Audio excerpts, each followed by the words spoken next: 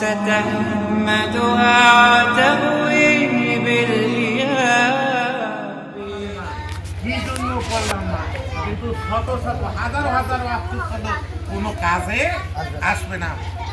এই জীবিত থাকাকালে বলবে কাল কিয়ামতের দিনে আমাকে আবারও পাঠাও দুনিয়ায়, আমরা একটু বেশি ন্যাক করিয়েছি, বেশি বেশি ন্যাক করিয়েছি। আল্লাহ বলবে আমি যা জানি তোমরা তা জানো না, তোমরা কি করবে আমার ভালো জানা। এখন আমরা এই মিলাদ হয়েছে ফরজও না, ওয়াজিবও না, নফল, কিন্তু নামাজ পড়া কি ফরজ। কয়বারে নামাজ আছে, কয়জনে নামাজ পড়ে জিজ্ঞাসা করলে দেখবেন যে ফজরে নামাজ পড়ছে, আজ তো পড়তে পারি না।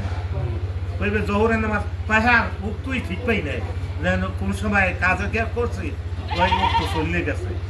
আসরের নামাজ, মাগরিবের নামাজ কিছু সংখ্যক লোকে পড়ে, কিন্তু ফজরের লোক আরো কম। ফজরের নামাজে কি লোক আরো কম, এ সময় ঠান্ডা লাগে, ঘুমে উঠতে পারে না। আর ইমানদারেরা ওখানে কিন্তু ঘুমাইতে পারে না।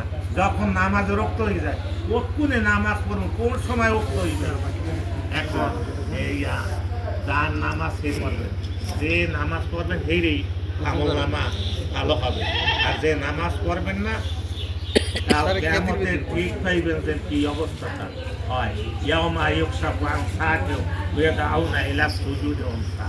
কাল কঠিন কিয়ামতের দিন তবে যখন কিয়ামত হবে, বলছে তোমরা দুনিয়ায় নামাজ পড়ছিলে, বা হয় নামাজ পড়ছো, মানে ভাই মিথ্যে কথা হইবে।